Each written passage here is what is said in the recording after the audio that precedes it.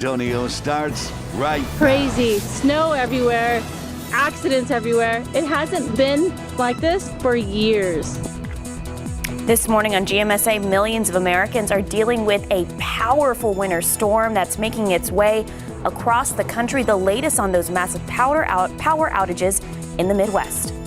And back here at home, the wife of the man arrested in connection to Friday's deadly dog attack on the west side is speaking out. That's coming up in just moments. Let's take a look outside with live cam. 64 degrees at 6 a.m. Visibility not as clear this morning as it was yesterday, and much warmer than it was yesterday morning. Sarah Spivey will have her forecast in just a bit. That's right, a lot warmer. So coming out, I definitely felt the difference here this morning.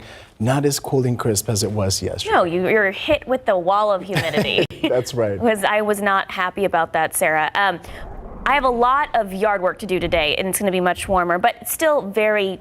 It's not like South Texas warm. Right, but I will say, Sarah, put on that sunscreen because we are going to be seeing a lot of sun this afternoon. For now, though, if you're starting off your Sunday early, all you've got to contend with is the humidity. It's also a bit damp, too. Take a look out of visibility. It's as low as 2 miles in San Antonio, less than 2 miles at JBSA Randolph, less than a mile in New Braunfels, and visibility at 3 miles in Kerrville. Temperatures this morning much warmer than how we started off the day yesterday. We're in the 60s around San Antonio. It's 64 degrees, 61 in Converse, 66 at Port SA. A couple of areas in the 50s, Bernie Stage Airfield, New Braunfels, Seguin, but all in all, a very mild morning. And if you're lucky, you're running into a few isolated showers too, especially out near Seguin, northern Bexar County, and up toward Bernie, Bandera, and near Kerrville as well. We'll have a more in-depth look at that radar coming up in just a bit, but first I want to take you through the day today.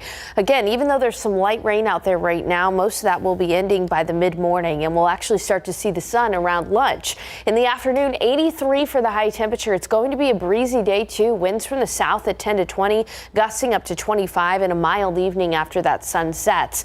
But we do anticipate a front early in the overnight hours, and many parts of Texas are going to be dealing with dust out there. I'll have a look ahead to what we can expect, and believe it or not, today, one of the coolest days of the week ahead. Jonathan, Sarah. Thank you, Sarah. This morning, we're hearing from the wife of the man arrested in connection to Friday's deadly dog attack on the city's west side. She has asked us not to use her name or show her face. However, she tells KSAT the one thing she wants everyone to know is that she and her family are sorry. We're sorry. We never meant for any of this to happen. The woman said she's shocked and traumatized by what she saw and is in disbelief. What else she had to say, that's coming up at 6:30 this morning. And meanwhile, a shooting at a north side apartment complex sent 2 men to the hospital on Saturday. San Antonio police say residents living in the 1200 block of Patricia Drive near Parliament and Bel Air Drive heard the gunshots around 5 Saturday afternoon. Officers at the scene say it's unclear what led up to the shooting. Investigators found 2 men with gunshot wounds near an apartment, and both were taken to University Hospital. Their conditions are still unknown. To your morning headlines, nearly 30 million Americans across the country are now bracing for a significant cut in their monthly food stamp benefits. In just a few days, the federal government is ending pandemic-era payments for low-income families on the Supplemental Nutrition Assistance Program, or SNAP. The expiration date is set for March 1st. For the average recipient, it means about $95 less a month for groceries. And meanwhile, a powerful winter storm is moving fast, heading from the west coast to the east coast this morning. California has already seen heavy rain, flooding, snow, and damaging winds. ABC's Phil Lipoff brings us the latest. Fierce winds blowing, heavy rain pouring as rescue workers in Ventura County, California use a helicopter to drop down and rescue a driver trapped in an SUV by floodwaters. Despite the dangerous conditions, they are able to hoist the driver to safety.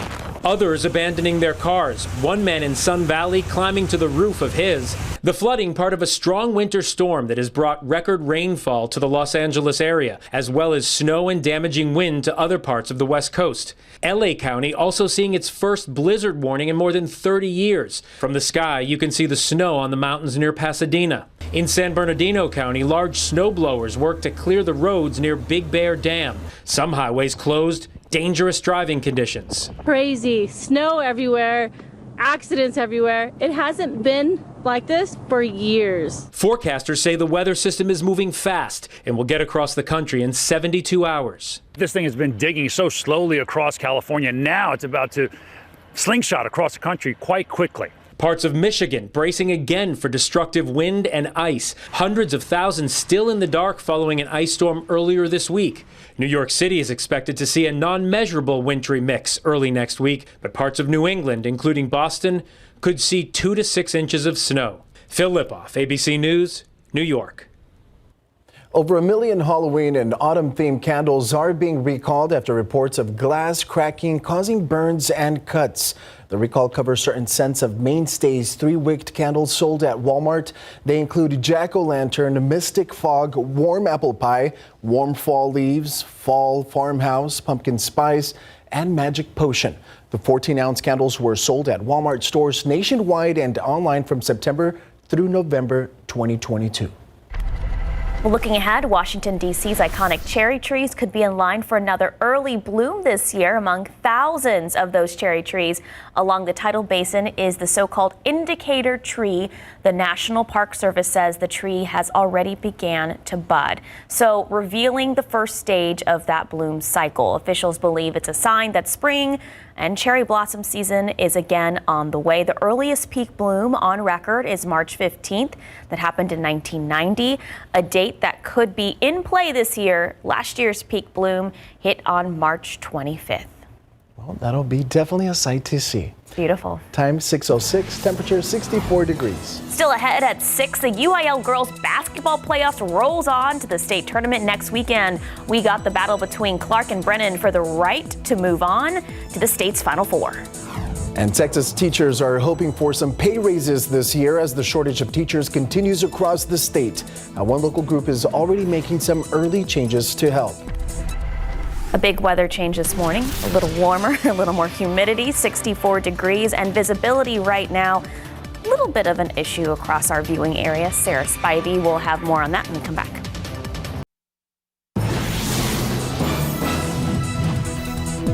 And nearly a year after Governor Greg Abbott ordered a task force to look at the state's teacher shortages, the state task force is recommending lawmakers to increase salaries, improve training, and commit to respecting teachers' time. The task force is made up of a mix of educators and school administrators investigating why the teacher shortage exists. The group is expected to recommend policy changes to the Texas Education Agency and possibly make the certification process more flexible.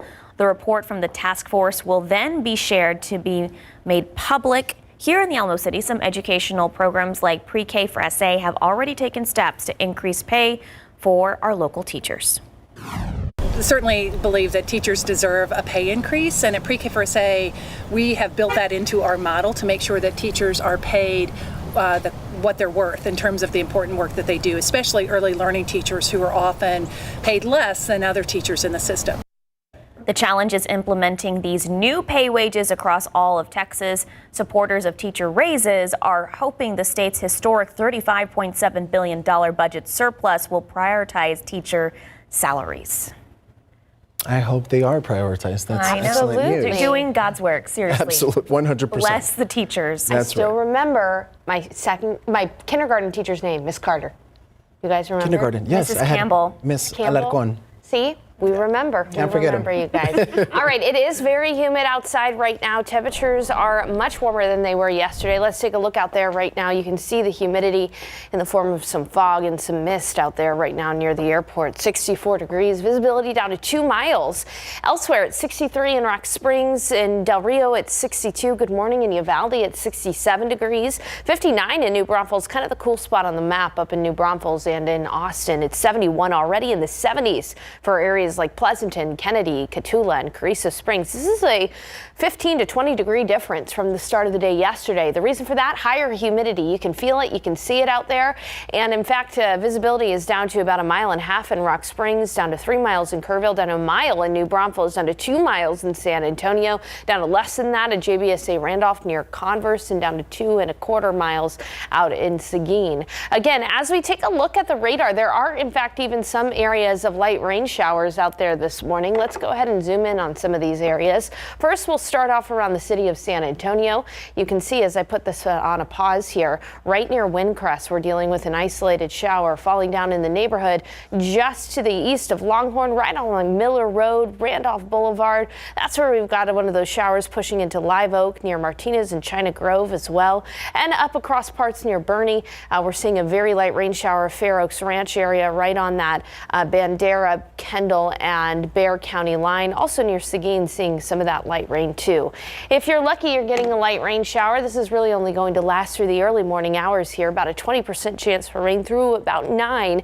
Temperatures will be in the 60s this morning, even near 70 degrees by 10 o'clock. And as we look into the afternoon, it's going to become pretty windy. Sustained winds from the south at 15 to 20. We could see a gust up to about 25 miles per hour. And notice too, we'll quickly see the sunshine as well. Afternoon, we'll be looking at partly cloudy skies and warm weather. 83 degrees for the high temperature today in San Antonio, and it'll even be warm this evening with temperatures falling in the 70s. Close to 90 for Cotulla, Laredo, Eagle Pass, and Del Rio in the mid 80s. Upper 70s for folks across the hill country and the higher elevations nearer to Kerrville. This is some 13 degrees warmer than the average around San Antonio this time of year. All right, taking a look at the weather setup, I want to show you here the system that we were just talking about in California that brought snow is currently working its way through Phoenix, Arizona right now.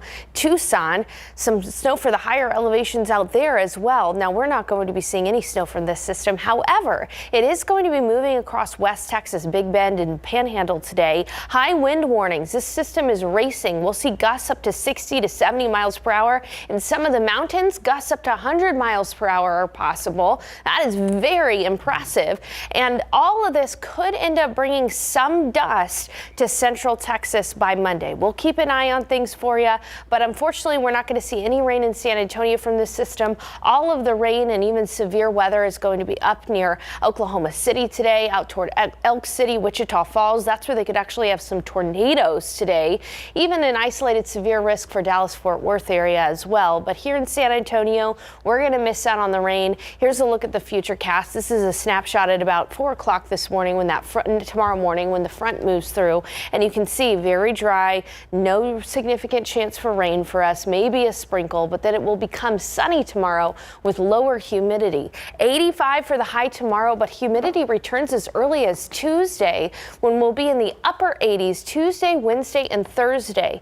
Now, my friends, Thursday we're going to be getting another front. This one is going to drop our highs from near 90 into the 60s, and it's going to be very windy locally Thursday behind that front. I'll have a look at those wind gusts coming up in just a bit. But again, a big temperature swing, warm for most of the week, even near 90 degrees, and then much cooler and seasonable as we head into next weekend. An 89 and a 39 on that forecast. Pretty impressive for San Antonio. Yeah, got to make sure you're taking your vitamins and strengthening your immune system. Absolutely, Jonathan. Time is 6:16, 63 degrees. Just ahead, Wagner Girls Hoops was looking to punch their ticket to the UIL state tournament next weekend. We have those highlights of their showdown against Liberty Hill. The UIL Girls State Basketball Tournament field has been set. A spot was up for grabs Saturday at Northside Sports Gym as Clark took on Brennan in the Class 6A regional final. And both teams came out firing in the first quarter. Taylor Ross knocks down a 3 from the wing. Her second 3-ball makes it 7-5. Brennan. Clark responds. Ariana Robertson hauls in the deflected pass and finishes to tie it back up. Clark led 26-15 at halftime, and they are heading back to state as a Class 6A regional champions, 57-38.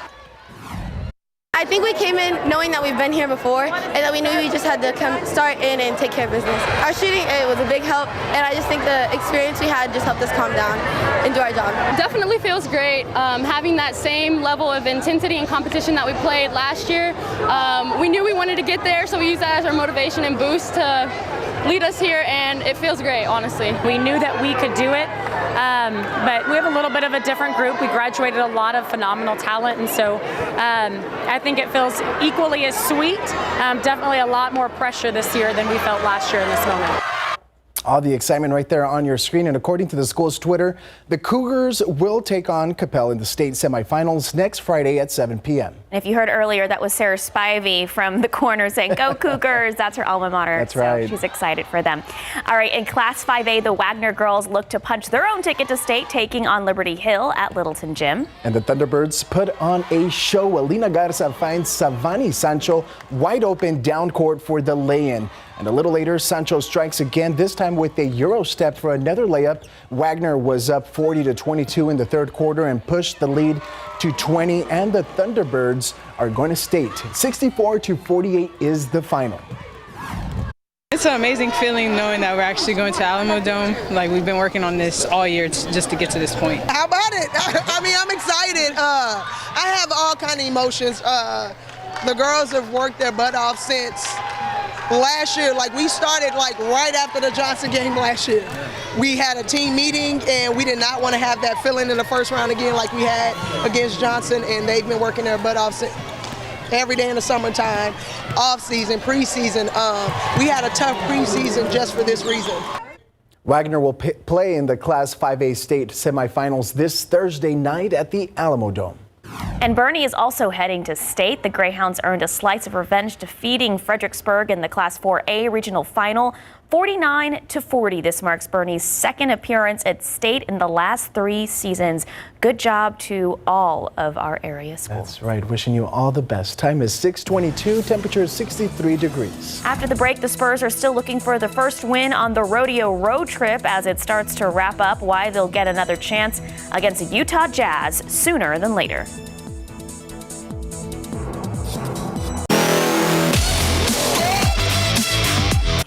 The San Antonio Spurs entered Saturday on a 15-game losing streak, looking for their first win on the rodeo road trip against the Utah Jazz. Now, San Antonio led 11-2 just 2 minutes into the game and were up 33-24 after 1. The Silver and Black kept it going in the second quarter and were up 10 at halftime, 65-55. However, the Jazz would rally in the second half and come back from a 14-point deficit, and the Spurs just couldn't keep up, so that means 16 straight losses. Now Spurs fall to their former assistant coach, Will Hardy, and the Jazz, 118-102. So looking ahead, in a weird quirk in the schedule this year, the Spurs will stay in Utah and play the Jazz again on Tuesday. Tip-off is scheduled for 8 p.m. Go Spurs, go. That's right. Hopefully they get a W, as they say, right? A dub, a win. We want that dub. All right, it's 6:26 and 63 degrees. It's still ahead at 6:30. Black Restaurant Week kicks off today in San Antonio. How these restaurants are working with the San Antonio Food Bank to help families right here in the Alamo City. And we continue our conversation with the wife of the man arrested in connection to Friday's deadly dog attack that happened on the city's west side. What else she had to say, that's coming up next.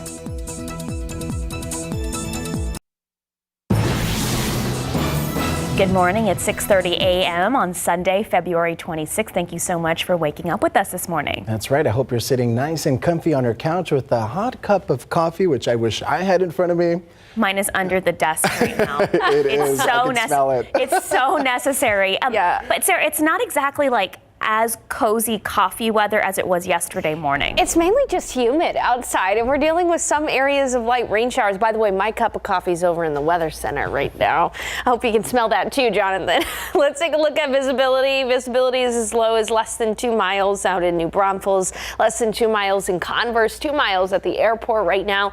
It's a misty, foggy and somewhat damp morning. It is pretty warm when you consider that yesterday we started off at 50 degrees. It's 64 in San Antonio, 64 in Bulverde, 58 in Boerne, 58 in New Braunfels. It's 59 in Boerne, 64 in Bandera. Good morning in Devine, where it's 69 degrees. Pleasanton already starting off in the 70s. Showing you the TransGuide right now because this is 281 at 410. You can see the fog there off in the distance. Let's take a look at another one. 90 at Couples. Yeah, you can definitely see the fog there on the street lights. So if you're heading out early this morning, know that you'll have to deal with some fog. And in some cases, you may have to turn on those windshield wipers briefly because we are seeing some very light rain showers. I've turned up the intensity so you can see, but right there on the Comal and Bexar County line, we've got a shower. We've got a shower just between Loop 1604 and 410 on the west side of town and near Elmendorf too this morning. It is the last day of the rodeo, I know.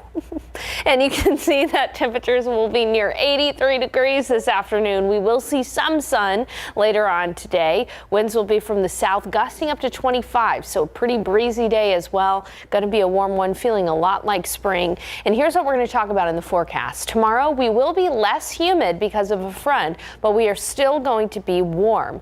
And we're going to have to monitor for some dust because in West Texas today and across the Panhandle, they're going to be seeing very windy weather. That could bring some dust here to us. We'll be monitoring for that. It's not a guarantee, but it's something I'm keeping my eye on. And in the week ahead, springish, upper 80s, even near 90 degrees, and it will be windier on Thursday. Some potential for some impressive wind gusts behind another front on Thursday. I'll have those details coming up in a few minutes. Jonathan, Sarah. Thank you, Sarah. This morning, we're hearing from the wife of the man arrested in connection to Friday's deadly dog attack on the west side. She has asked us not to use her name or show her face. However, she tells KSAT the one thing she wants everyone to know is that she and her family are sorry. We're sorry. We never meant for any of this to happen. The woman says she's shocked and traumatized by what she saw and is in disbelief. She tells KSAT the pets she had in her home around her children became animals she did not recognize. It was ugly. I didn't raise my dogs to be like this. Nobody did. My husband nor I raised them to be aggressive. Her comments come after Friday's tragedy. 81-year-old Ramon Najera and his wife were walking to their car after visiting a relative when police say at least 2 dogs escaped their fenced-in yard and attacked the couple. The victim's wife and 2 others were injured but have been released from the hospital. Camelia Juarez tells us what an arrest affidavit revealed about the dog owner's numerous encounters with animal control services.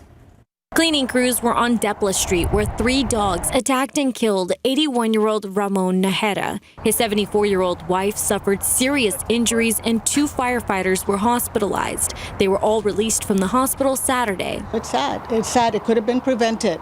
The dog's owner, Christian Alexander Moreno, is now facing felony charges of attack by dangerous dog causing death and injury to the elderly. There's a lot of people who were scared of them dogs. And nothing done about it. In an arrest affidavit, Moreno told San Antonio police the dogs were fenced in and that fence was secured by a chain and a U-shaped bracket. However, Moreno wasn't able to show it to police. Moreno's wife told police she was scared of the dogs and wanted them returned to ACS. Neighbors say they have warned ACS and SAPD about the dogs numerous times. We say that the dogs were loose and they were out. Animal Control Services confirms it has responded twice, once for a dog bite in 2021. However, ACS Director Shannon Sims says anytime someone is attacked by a dog, there is a process to designate the dog as dangerous. There is the potential to deem those animals as dangerous. By state law, this requires a witness or victim come forward, an actual visible witness, come forward and fill out an affidavit. No affidavit was filed in that 2021 case, and ACS says those 3 dogs involved have been euthanized. And right here, a memorial has erected right where Najera was attacked. On the west side, Camelia Juarez, KSAT 12 News. Meanwhile, a shooting at a Northside apartment complex sent 2 men to the hospital on Saturday. San Antonio police say residents living in the 1200 block of Patricia Drive near Parliament and Bel Air Drive heard the gunshots around 5 yesterday afternoon. To be clear, officers at the scene say it's unclear what led up to that shooting. Investigators found 2 men with gunshot wounds near that apartment complex, and both were taken to University Hospital. Their conditions are unknown. And as we continue to celebrate Black History Month, the 4th annual San Antonio African American Book Festival was this weekend at Carver Library, Second Baptist Community Center. This event was created to highlight the importance of Black literature and representation, as well as to encourage Black business. The event has doubled in size since its start 4 years ago, and not even COVID could slow it down. Since then, the event has grown so much that we hold the authors next door in the community center because it's doubled in size. The festival had 25 authors their first year, and this year they had 47. Today also marks National Children's Black Book Week to encourage children of all ethnicities to read more Black literature. And during this year's Black History Month and every month after that, you can visit Black-owned businesses to show your support for our community. Black Restaurant Week starts today, and people are encouraged to visit eateries and food trucks in celebration of their contributions. Our very own Max Massey visited some of these places and shows us how these restaurants are working with the San Antonio Food Bank to help families in the city.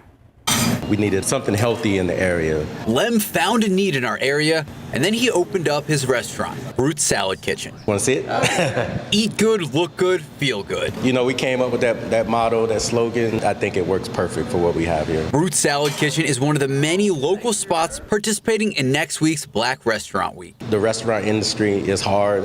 There's nothing easy about it. So to highlight what we're doing, especially in the Black community during Black History Month, I think is great. It gives us a little boost that we need. And take a look at this. This is the Southwest Jerk Salad. It's the most popular item on the menu here.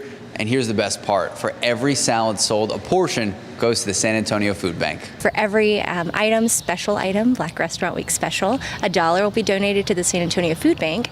Combine that with the Tim Duncan Foundation, who is able to donate $2.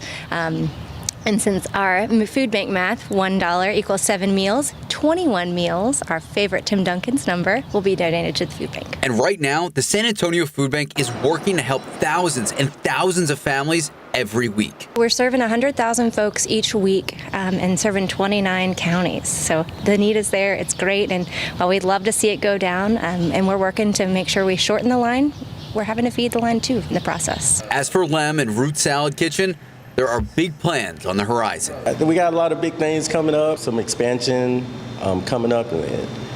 I can't say right now exactly what it is just yet. Max Massey, KSAT 12 News. We love that saying. Yeah, eat good, feel good, look good, be good. How are my resolutions going so far? We won't even go there. Time is 6:39 to 63 degrees. Still ahead on GMSA at 6:30. The Rodeo Roundup Party has started in downtown San Antonio as we wrap up this year's rodeo season, how you can still celebrate later today. And up next, a baseball stadium in New Jersey is being restored to its former glory. When this important piece of Black history will welcome back fans in just moments. 63 degrees at 6:39. Different story this morning with that humidity and also visibility. Sarah Spivey will have our Sunday forecast when we come back. This morning, a baseball stadium in Paterson, New Jersey is being restored to its former glory. That's right. Hinchliffe Stadium hosted Negro League games in the 1930s and 40s, and after years of construction, it will welcome baseball fans back in just a few short months. ABC's Morgan Norwood takes a look at this historic landmark's legacy and what's to come. It was once a dilapidated, decaying stadium marred by graffiti and choked out by weeds and years of apathy. Now, after sitting vacant for more than 2 decades, Hinchliffe Stadium in Paterson, New Jersey is under construction for a swing at a new life. We're bringing back historic Hinchliffe Stadium, a true national treasure. Hinchliffe Stadium is one of the last remaining Negro League ballparks in America, a home for African American baseball players who weren't allowed to play in places like Yankee Stadium, Fenway Park, and Wrigley Field. People like Larry Doby, who couldn't play in Major League Baseball, who played here. People like Cool Papa Bell, Satchel Paige. So for all those legends, for all those Hall of Famers, we're bringing it back. The pitch for restoration was 14 years in the making. The city finally breaking ground in April of 2021, thanks to $100 million in state tax credits, along with millions from community donors. A lot of work going on to make sure the stadium is ready for opening day. Crews here are painting. Pretty soon they'll be laying the track, and come May, the stadium will be ready to welcome up to 7,800 fans. A home run for history, also a homecoming for the independent minor league baseball team, the New Jersey Jackals, who will soon be Hinchliff's franchise team. It's super exciting. Bobby Jones, an executive for the Jackals and former Major League player, is the great-grandson of former Negro League player Jack Parker, who competed right here at Hinchliff. He's really the reason I played baseball. Just always talk to me about the game, always talk to me about the history of the game. And the hardship of navigating Jim Crow as a black athlete. Talked about bus rides and things like that. You know, if I was going to play Major League Baseball and that was my goal, that I was going to have to be twice as good. So for Jones, preserving the stadium is personal. The restoration revives a piece of his family's legacy, all while leading his team of players to create their own. What do you think he'd say about the stadium if he were to see it today? I know he's smiling down on us. He's proud of what's going on here. Hinchliff will not only welcome back sports fans, but history buffs too, with the museum sharing the stories of Negro League baseball. We're going to tell the story of the scourge of segregation. We're going to tell the story of the struggle for civil rights. We're going to tell the story of social justice. Morgan Norwood, ABC News, Paterson, New Jersey. All right, it's 6:45 and 64 degrees. Sarah, visibility is kind of an issue out there, and it's humid this morning. It is. It's humid. That's the one word to describe the weather this morning. And in some cases, damp. We are seeing some isolated rain showers. Take a look outside right now. I changed up the camera view here. Now, this is in the lower level of the clouds, but it is extremely difficult to see the highways below you. It's 64 degrees at the airport. Visibility at 2 miles. Even some rain detected in some areas. Visibility as low as 3 miles in Kerrville, 1.5 miles in New Braunfels, and 1.5 miles in Fredericksburg. Look up toward Austin. Quarter-mile visibility out there in Austin along I-35 as you head up to the north.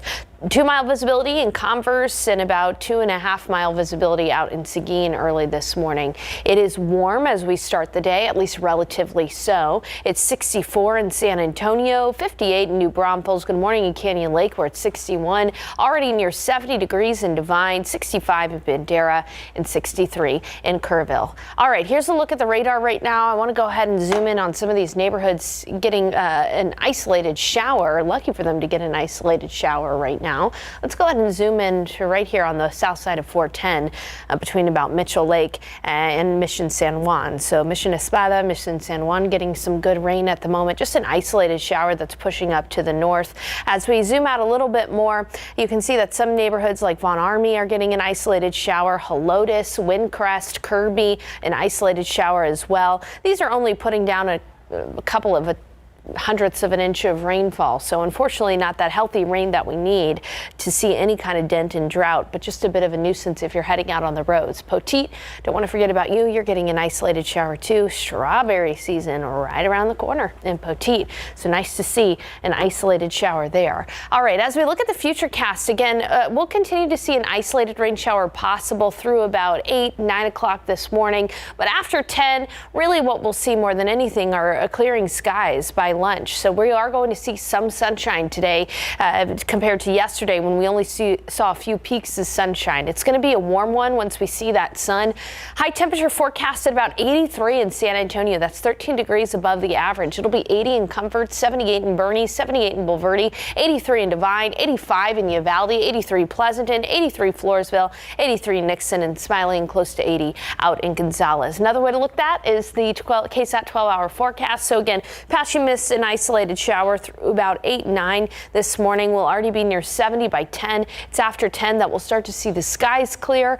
Around noon will be mostly cloudy with peaks of sunshine, and in the afternoon partly cloudy, high temperature of 83 and only cooling down into the 70s this evening. So it's going to be a pretty warm evening for us. As we take a look at the weather setup across the nation, big system moving through Arizona right now, low pressure with a cold front. This system is going to move very fast out to to the east today. And in fact, in West Texas, because the system is going to be moving so fast, we're going to see very impressive wind gusts from the Panhandle all the way down to the Big Bend. In fact, it might be underdoing it in some cases. Wind gusts of up to 60 to 70 miles per hour across the Panhandle and parts of West Texas. That could potentially be bringing a lot of dust to San Antonio by the day tomorrow. We don't anticipate wind gusts this high in San Antonio, but still perhaps a few dust clouds could make their way into south central Texas. We'll keep things updated for you.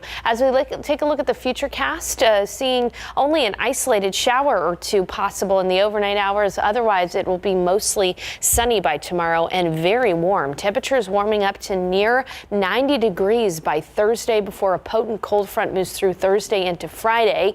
Now, that front on Thursday into Friday could be bringing us wind gusts of 35 to 40 miles per hour. This particular model shows 45 mile per hour wind gusts on Thursday. That's possible, but it's still too far out in the future to know that for sure. What we do have an idea of is that it is going to be windy behind that front Thursday into Friday. Our highs will drop from near 90 into the 60s by Friday and Saturday.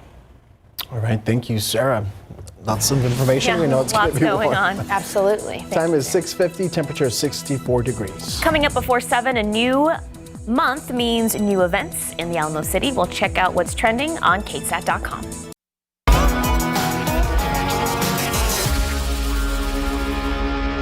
This weekend, an 18-year-old from Denver City earned $180,000 for a year's worth of work at the San Antonio Stock Show and Rodeo.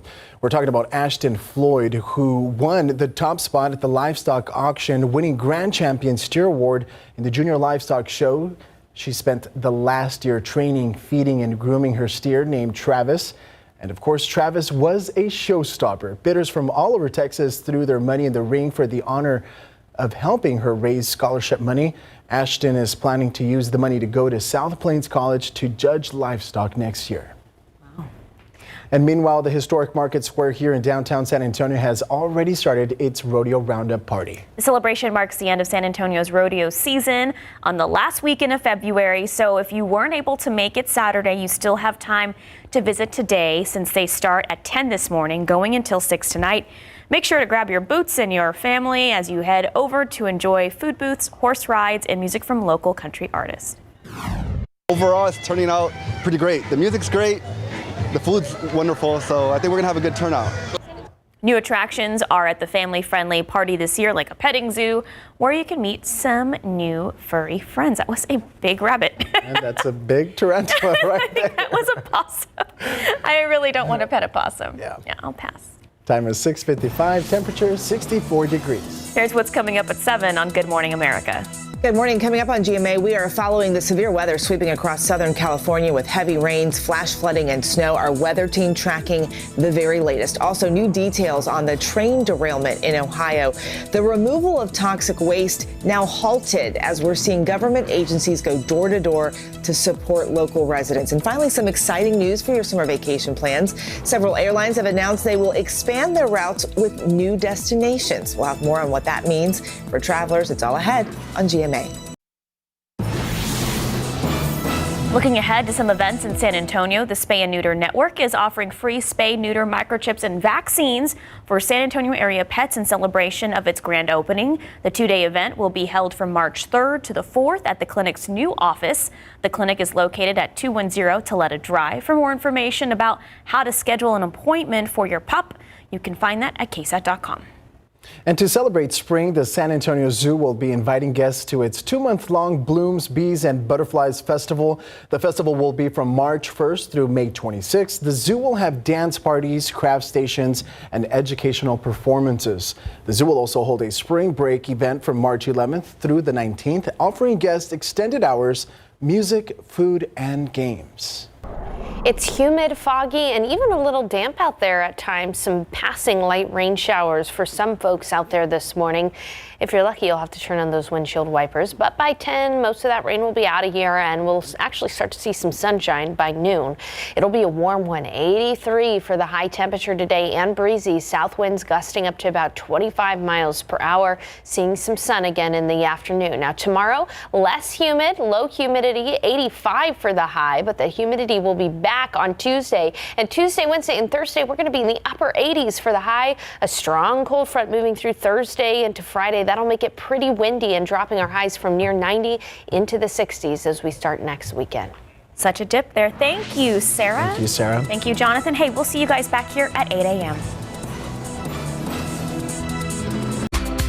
While they're talking about snow, we're talking about fog. Look how foggy it is out there right now. Visibility down to half a mile at the airport, 64 degrees. It is very mild. We're even seeing some isolated light rain showers. These are going to be temporary as we expect any of this rainfall to be out of here by 10. We'll actually start to see some sun as early as noon when we'll be in the mid 70s. Afternoon high temperature of 83, warm and breezy with winds gusting from the south potentially up to about 25 miles per hour.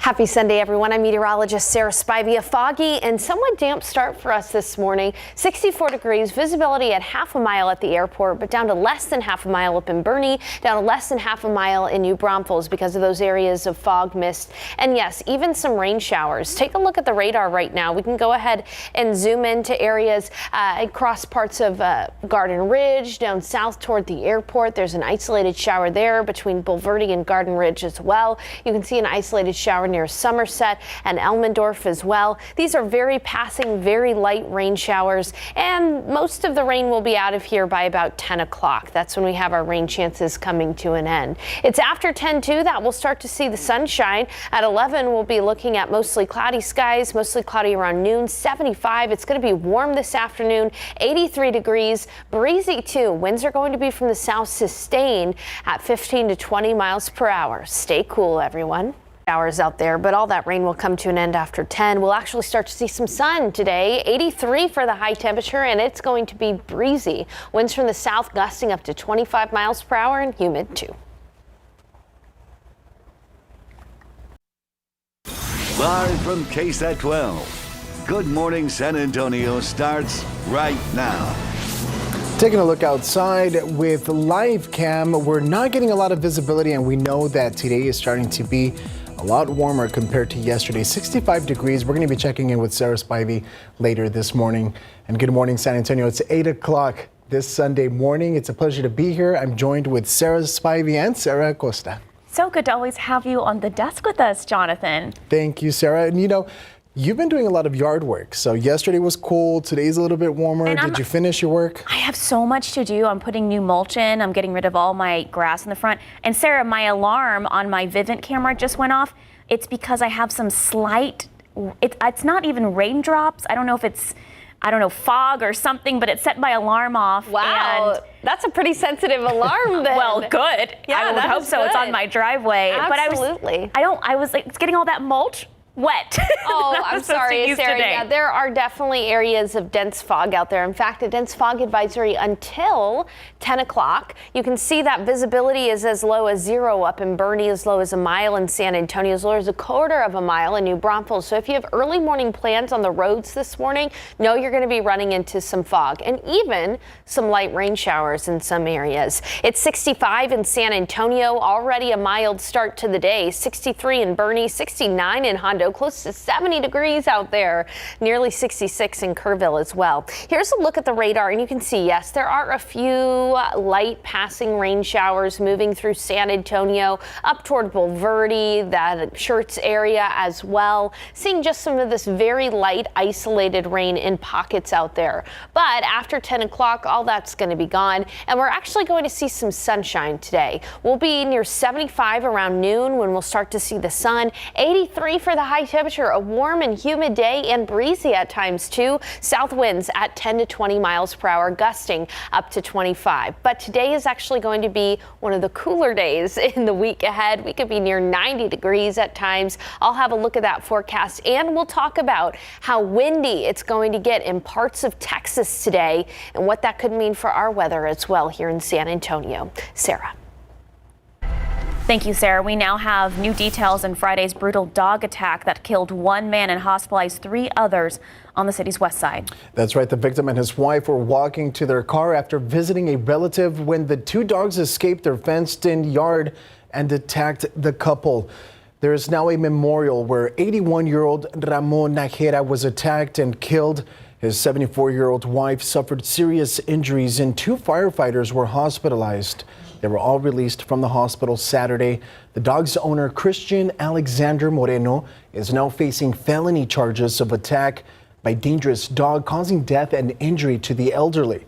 In an arrest affidavit, Moreno told San Antonio police the dogs were fenced in and that the fence was secured by a chain and a U-shaped bracket. However, Moreno wasn't able to show it to police. Neighbors say the dogs were often not wearing a collar or on a leash. There's a lot of people were scared of them dogs and nothing done about it. We'd say that the dogs were loose and they were out. The wife of the man arrested in connection to the deadly dog attack spoke with KSAT. She did not want to show her face. She says she is traumatized by what she saw and in total disbelief. The pets she had in her home became animals she did not recognize. We're sorry. We never meant for any of this to happen. It was ugly. I didn't raise my dogs to be like this. Nobody did. My husband nor I raised them to be aggressive. ACS says 3 of the dogs involved have been euthanized. Meanwhile, a shooting at a Northside apartment complex sent 2 men to the hospital on Saturday. San Antonio police say residents living in the 1200 block of Patricia Drive near Parliament and Bel Air Drive heard the gunshots around 5 Saturday afternoon. Officers at the scene say it's unclear what led up to the shooting. Investigators found 2 men with gunshot wounds near an apartment, and both were taken to University Hospital. Their conditions are unknown. A Chinese takeout restaurant temporarily shut down for not having hot water, but that wasn't the only violation cited by health inspectors last month. Here's what we found when we went behind the kitchen door.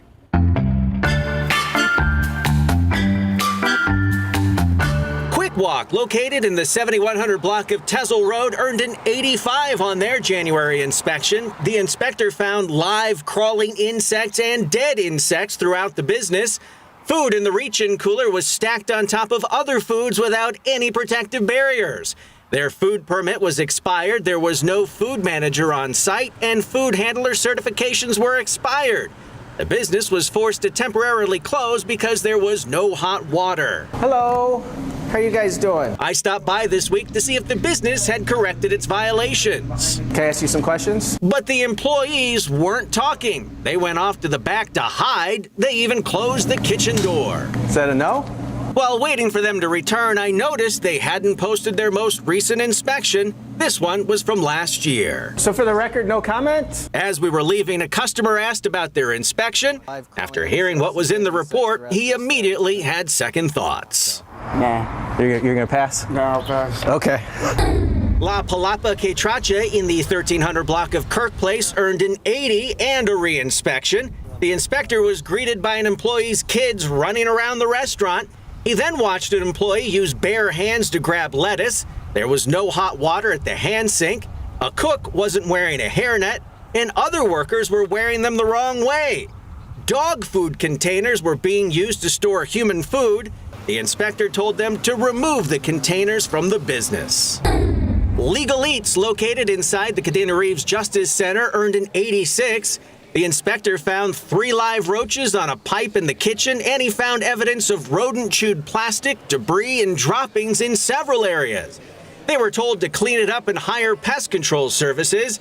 A tube of roach poison was found on a food storage shelf right above a food prep area. There was no hot water at the hand sink in the kitchen, while another sink had no handles. A missing drip pan from the vent hood resulted in a 6-inch mound of grease. A re-inspection was ordered. For Behind the Kitchen Door, Tim Gerber, KSAT 12 News.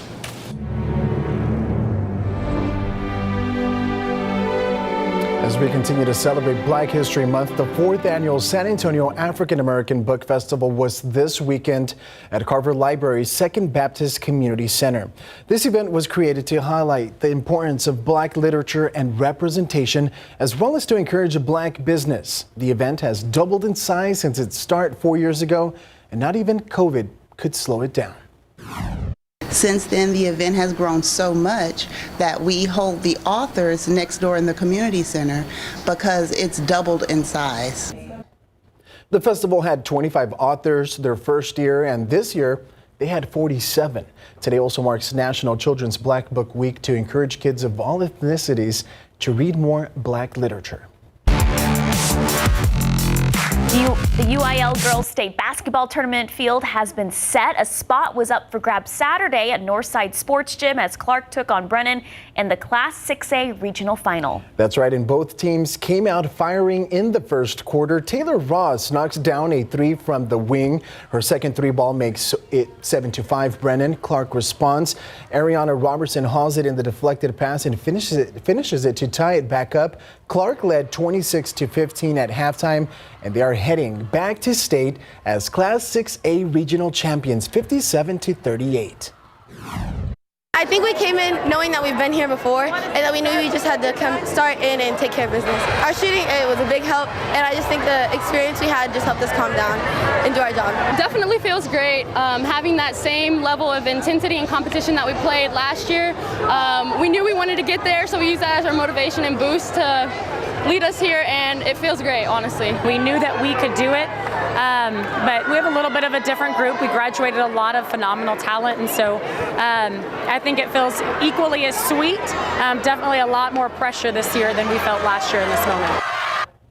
According to the school's Twitter, the Cougars will take on Capel in the state semifinals next Friday at 7 p.m.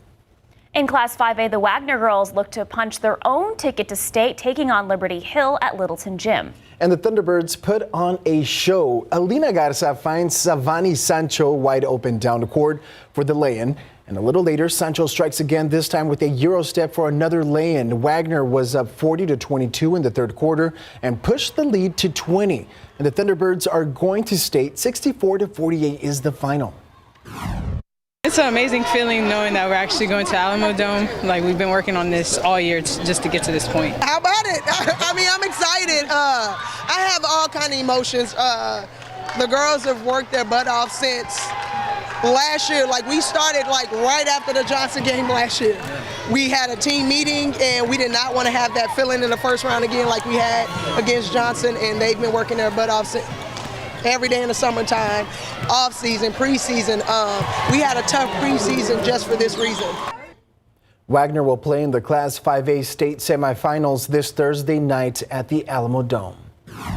And Bernie is also heading to state. The Greyhounds earned a slice of revenge, defeating Fredericksburg in the Class 4A regional final 49-40. This marks Bernie's second appearance at state in the last 3 seasons. Well, congratulations to all of our local teams, and we wish those going on to the next level good luck. That's right. Time is 8:10, 65 degrees. Construction of new homes is driving sales in real estate up, still ahead. What this means for new home buyers and what to expect in the next coming months. A new challenge aimed towards sustainability. Coming up next, how it works and does it really help you save money and help the planet at the same time. 65 degrees at 8:11 this morning. Visibility is the talk this morning. If you can see outside on that live shot. Sarah Spivey will have updates when we come back. Could you go without buying any non-necessities for months at a time? No new things is a sustainability challenge that experts say is good for your wallet and the planet. In this Climate Minute, ABC's Ginger Z speaks to an expert who shares advice if you'd like to give it a try.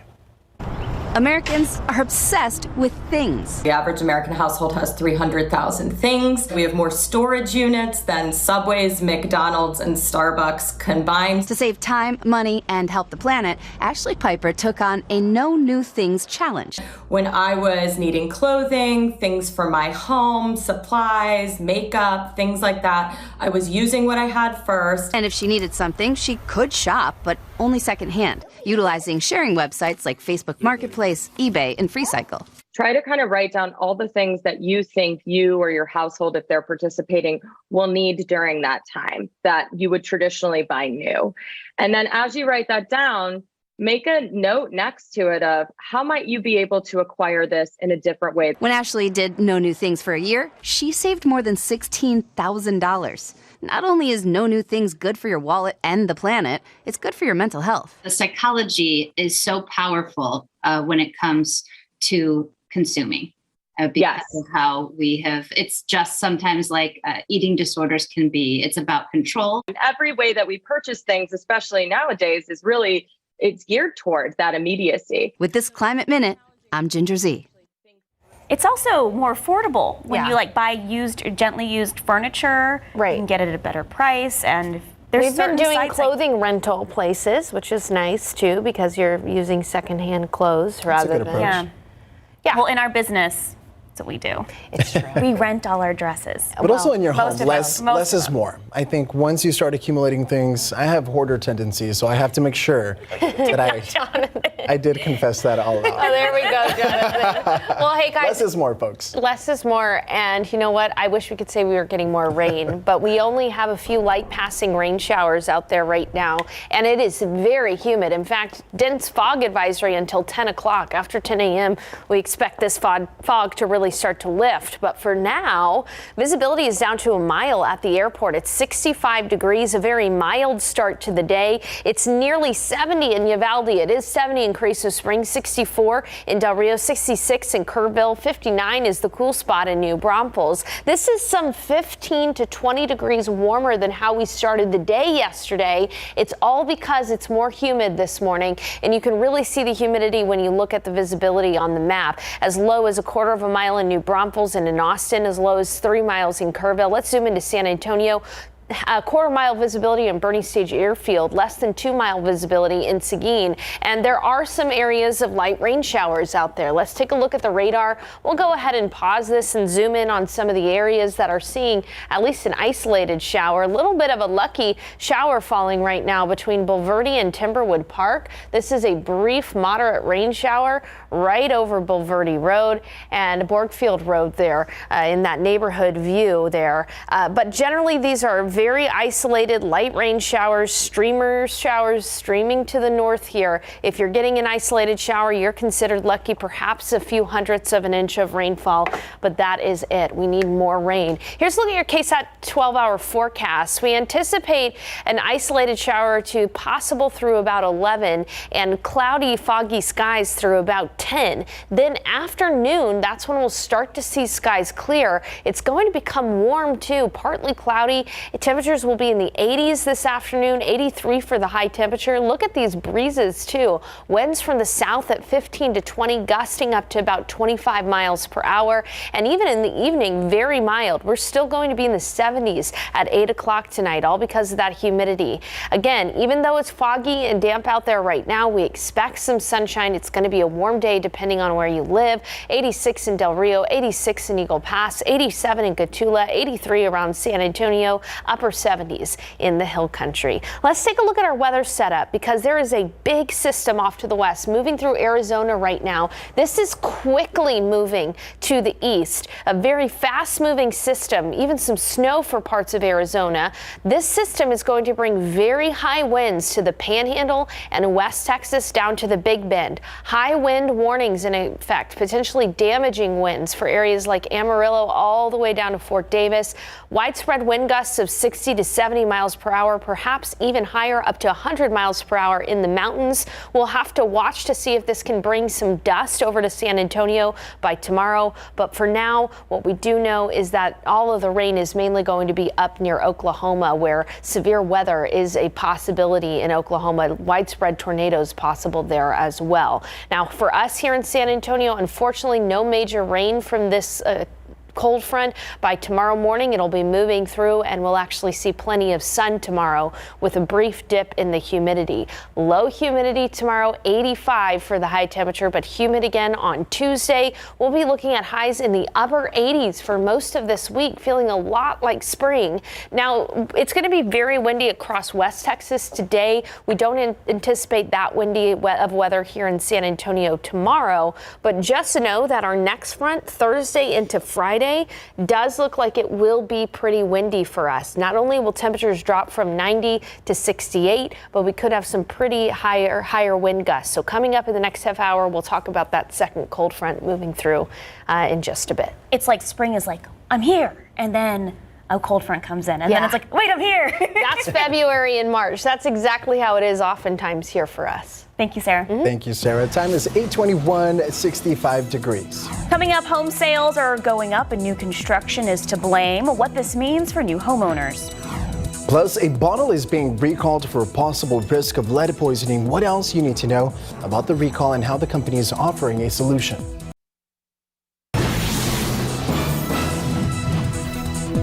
Bindle Bottle is recalling several of its bottles over the potential risk of lead poisoning. The recall includes the 13-ounce, 20-ounce, 24-ounce, and 32-ounce bottles, as well as the 24-ounce bottle that was included in the puppy pack. According to the company, an area of exposed lead in the bottom storage compartment could contaminate unpackaged food. No illnesses have been reported. If you have one of these bottles, you can fill out a form on the company's website to get an at-home repair kit. And one sector of the real estate sales market experiencing growth is new construction. Sales of new homes rose more than 7% in January from December. It comes at a time where home sales overall have been dropping for a year. In fact, we're currently in the longest period of declining home sales since record keeping began in 1999. Now, analysts see strong new construction sales as a sign of high demand. If that continues, homeowners should be in a good place to sell when mortgage rates eventually come back down.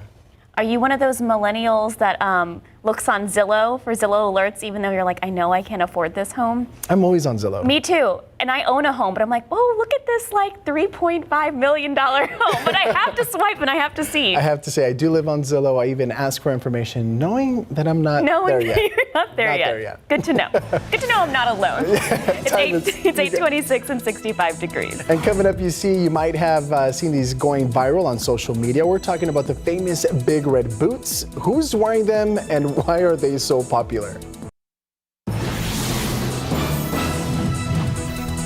Good morning, I'm Jonathan Cotto, and I'm here filling in for Max Massey. And I have to say, Sarah, it's been a good time. It's always a good time when you're in studio with us for the weekend. Well, thank you, Jonathan, for being here with us. And hey, Sarah, I know the big story this morning is visibility. Yes. It set my alarm off on my driveway. It's foggy, and there's even some areas of light rain showers out there too. Take a look at the visibility as low as a quarter of a mile up I-10 toward Boerne. So be careful this morning if you're heading out early for church or just your early morning errands. A mile visibility in San Antonio, quarter of a mile visibility out in New Braunfels, and less than 2 mile visibility in Seguin. A dense fog advisory in effect until 10. After 10, we expect that fog to really lift. It's also very mild outside. You will not need that jacket this morning. It's 65 in Helotes, 66 Port SA, 63 in Converse, 62 in Canyon Lake, 61 in Comfort, and 66 in Kerrville. Showing you a few of the TransGuide cameras here. As you take a look around the city, you can see that the fog is starting to thicken up a little bit in some areas out there. Again, this is 10 at Probant, and you can see again just some foggier weather out there for some. And we do have some isolated showers. One working its way right now through Seguin. We've got an isolated shower right on that I-10 and 1604 intersection, right by UTSA. And near Bulverde, we're seeing some of that light rain as well. It is the last day for the rodeo today, and if you're planning on heading out across downtown, know that most of this rain will be over by 10, and by noon we'll even start to see some sun. 75 degrees at noon, partly cloudy skies this afternoon, 83 for the high temperature today around San Antonio. Antonio. South winds breezy, gusting up to about 25 miles per hour. Here's what we're going to talk about in the forecast. Less humid tomorrow, but still warm, all because of a front. That very same front is going to be kicking up some dust in West Texas today, where winds are expected to be very high. We'll be monitoring for that dust to see if it can make it to San Antonio on Monday. And it's going to be very spring-like this week. Upper 80s for the high, near 90 degrees, and even windier on Thursday. I'll show you those potential wind gusts coming up in just a bit. Jonathan, Sarah. Since the first earthquake in Turkey and Syria, more than 47,000 people have died. It's inspiring acts of kindness here at home. The Raindrop Foundation held a festival Saturday to raise money for earthquake relief. 2 other earthquakes have struck this week, but for one person, this tragedy feels more personal. Not only is she from the region hit by the first quake, she lost her brother, sister-in-law, 45-day-old nephew, and 2 members of her in-laws' family. While she and her family grieve, they're thankful for the support from the world and right here in her new home. Those people, after the earthquake, they need both spiritual and physical help and financial help. They need all of them. They raised $15,000 with the festival. If you couldn't make it, the Raindrop Foundation is partnering with Embrace Relief. It's a nonprofit helping to deliver humanitarian and disaster relief. We have a link to donate on our website, KSAT.com. Nearly a year after Governor Greg Abbott ordered a task force to look at the state's teacher shortages, the state task force is recommending lawmakers to increase salaries, improve training, and commit to respecting teachers' time. The task force is made up of educators and school administrators investigating why the teacher shortage exists. The group is expected to recommend policy changes to the Texas Education Agency and possibly make the certification process more flexible. The report from the task force will then be shared and made public. Here in the Alamo City, some educational programs like Pre-K for SA have already taken steps to increase pay for our local teachers. Certainly believe that teachers deserve a pay increase, and at Pre-K for SA, we have built that into our model to make sure that teachers are paid what they're worth in terms of the important work that they do, especially early learning teachers who are often paid less than other teachers in the system. However, the challenge is implementing those new pay wages across all of Texas. Supporters of teacher raises are hoping that the state's historic $35.7 billion budget surplus will prioritize teacher salaries. And now to the war in Ukraine, entering its second year this weekend. Intense fighting reported over a key city in Ukraine that's been pounded into rubble. ABC's Patrick Reveal has more from Kyiv. This morning, Ukraine in a desperate fight to hold the key eastern city of Bakhmut, as Russian forces claim to be advancing in the bloodiest battle of the war so far. Video released by Russian state media showing the devastation there. Ukraine's top ground forces commander in the city, helping personally direct the defense. Both sides believed to have already suffered thousands of casualties, according to Ukrainians fighting on the ground. But Ukraine saying it is holding the line for now. The battle raging as overnight Russia shut down its largest oil pipeline to Poland. One day after Poland delivered the first Leopard 2 tanks to Ukraine. The modern Leopards are an important upgrade for Ukrainian troops currently using Soviet-era tanks, intended to help Ukraine prepare for a spring offensive. Vladimir Klitschko, the former heavyweight boxer and brother of Kyiv's mayor, showing one off. Thank you, Germany. Thank you, the free world, for all what you do for us, Ukrainians. But on the diplomatic front, a growing clash between China and Western countries over Ukraine. China at a G20 summit this morning, siding with Russia and refusing to sign a joint statement condemning the war. But Ukrainians are still confident they can liberate their land. These men are training before returning to Bakhmut. Some are from Crimea. Tatars, a Muslim minority persecuted there by Russia. In your view, do you think it's possible for Ukraine to retake Crimea? Да, конечно. Дело времени. It's a question of time. Да. And that was ABC's Patrick Revel reporting. At least 43 migrants are dead after their wooden boat broke apart after hitting the rocks off the eastern coast of Italy this morning. The body of an infant and several women and children have been pulled from the Mediterranean Sea. Around 80 people clinging to wooden shards in the water had to be rescued. The survivors are from Iran, Pakistan, and Afghanistan. It's unclear where the ship had launched from. The Environmental Protection Agency says it will make sure all toxic waste from the site of that train derailment in East Palestine in Ohio is disposed of in a safe and lawful way. The regional administrator, Deborah Shore, says going forward, the EPA will review and approve of plans by Norfolk Southern to get rid of the hazardous materials. One thing that's been made clear to me is that everyone wants this contamination gone from the community. They don't want the worry and they don't want the smell. And we owe it to the people of East Palestine to move it out of the community as quickly as possible. A preliminary report from the NTSB released on Thursday found hotbox sensors determined a wheel bearing was heating up miles before it eventually failed and caused the train to derail. The report said the detectors did not alert the crew until it was too late. A teenager is facing a battery charge after he allegedly attacked a high school employee in Flagler County, Florida, the northeastern part of the state. Now, we won't show you the attack because it's extremely graphic nature, but here you can see the employees on the ground and several employees are holding the student back. The incident happened last Tuesday and was all caught on camera. The sheriff's office says the employee attempted to take away the 17-year-old's Nintendo Switch device. The video shows a teen brutally attacking the employee, knocking her to the ground, then kicking and punching her. The employee ended up in the hospital. The teen is currently being held at the Juvenile Detention Center. 26 suspected gang members have been arrested in California over the course of a 4-day operation. The sheriff's office says 6 firearms, drugs, cash, and other items were seized. This happening southeast of Fresno. Additional search warrants in other locations of known Norteño gang members turned up more firearms, ammunition, and drugs. Now authorities searched nearly 100 homes during their sweep.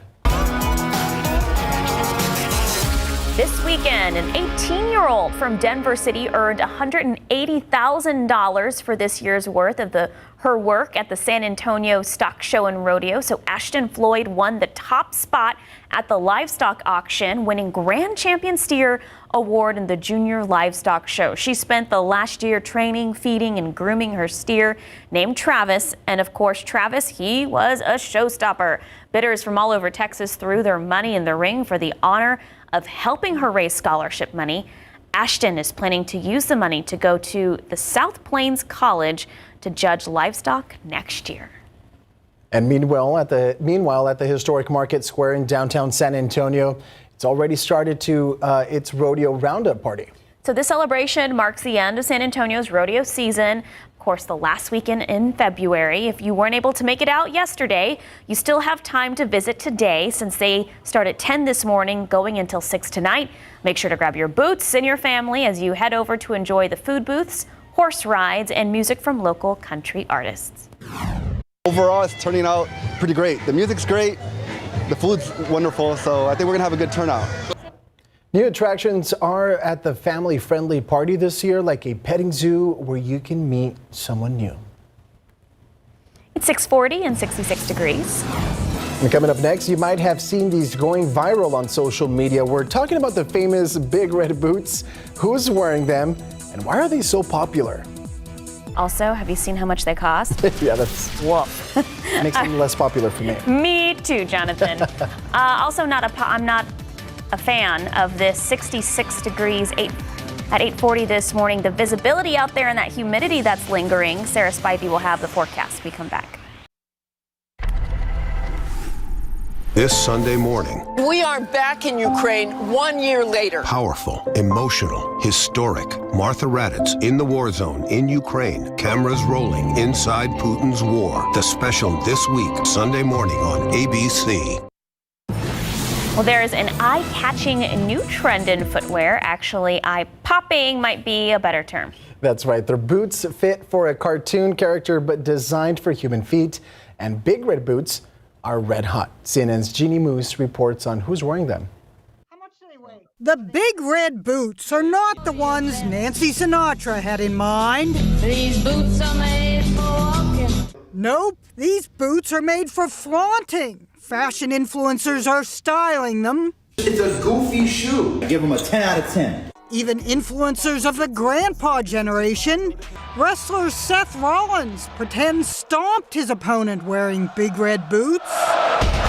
Ever Ever since they went on sale for $350 and sold out in minutes, fashionistas can't shut up about the big red boots created by the art collective Mischief. They do make you want to touch them. Yeah. YouTube sneakerhead Steve Natto found that out when he wore them to SneakerCon. And some people ask to touch the shoes. How do they feel? Well, the top part Is flexible, but the bottom part is definitely not. Steve says they're comfy. He wore them all day without pain. Their creator describes them as cartoonish. Some refer to them as Astro Boy boots. And though they're easy to put on, getting them off can get you stuck if you're not wearing your perfect size. My foot got stuck, so I had to do what I had to do, man. Now they're showing up on everyone from Puss in Big Red Boots to the character boots from Dora the Explorer to Tony Soprano paired with a bathrobe. People wanted to buy them right off Steve's feet offering. I got like 800, 900, 1,000. I think I got like 1,300 or 1,400. They just kind of kept going up. For now, they're the it shoe.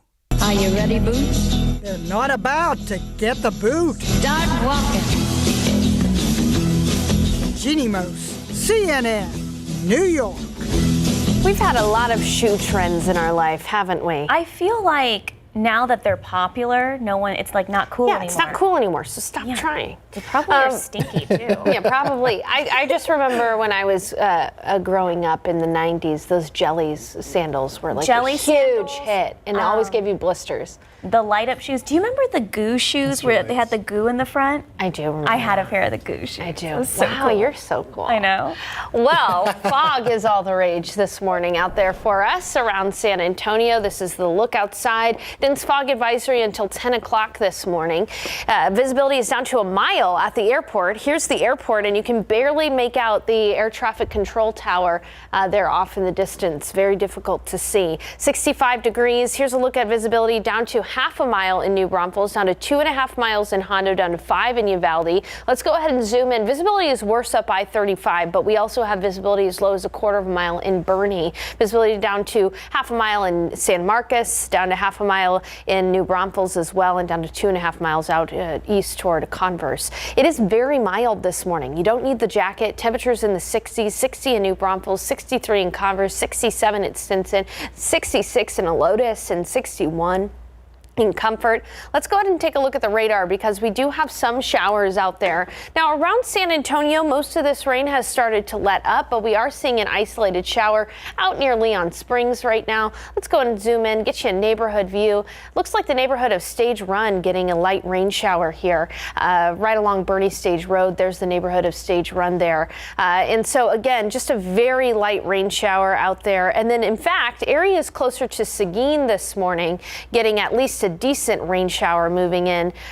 You can see right along the highway there, right along Highway 123, we're seeing an isolated shower just to the south of Seguin. Again, these are very isolated, few and far between, and as we put them in motion, they're streaming very quickly to the north. There's lots of other things to talk about out there, including the fact that as we look at the future cast, an isolated shower is possible until about 10, but then around noon, we're going to start to see more sunshine. It's going to be a pretty warm day today once we see the sun. 82 in New Braunfels, 83 Poteet, 84 Pleasanton, 83 in Floresville. Consider our average high temperature this time of year is 70, so we're going to be quite a bit warmer than that. Upper 70s across the hill country. Here's your KSAT 12-hour forecast for San Antonio. Again, seeing some fog through about 10. By noon, we'll be in the mid-70s already, starting to see some sun. 80s this afternoon, 83 for the high. It's going to be breezy, too. We'll have southeast winds gusting up to 25 miles per hour.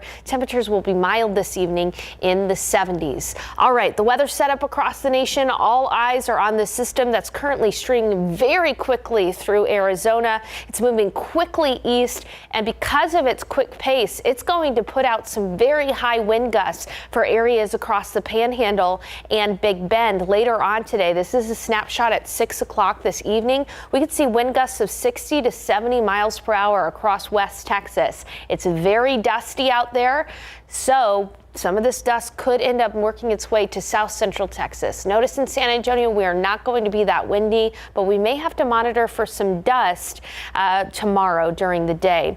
Rainfall is not going to be good for us. An isolated shower is possible overnight as that front moves through, but the big impact to your day will be lower humidity tomorrow and sunshine. It's going to be warm tomorrow, high near 85, even warmer over the next several days, near 90 degrees on Thursday. A potent cold front's going to move through Thursday night into Friday. That's going to drop our temperatures from near 90 to into the upper 60s, and it could bring wind gusts of up to 40 miles per hour. Even more than that, this may be overdoing it, but still 45 mile per hour wind gusts, it's within the realm of possibility once that front moves through on Thursday. Going to be very windy, so keep that in mind. Unfortunately, again, no major chances for rain. Even though we'll have low humidity and warm weather tomorrow, the humidity is right back on Tuesday, so a very spring-like week with the potential for very windy weather Thursday night into Friday as well. And I mean, technically, we still can get a freeze in the next coming weeks. Our average last freeze is February 24th, so we've already passed that. I mean, technically, there is the potential. We've seen last freezes as late as April. Okay. So we'll keep you updated, though, of course. Thank you, Sarah. Thank you, Sarah. Time is 8:51, 66 degrees. Metabolism. Some say it's genetic, but are we really doomed with what we're born with?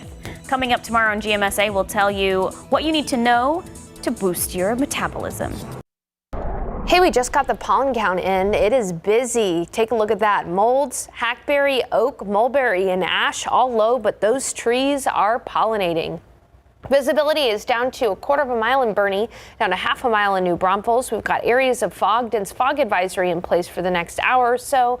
We've also got some isolated streamer showers, especially east towards Seguin.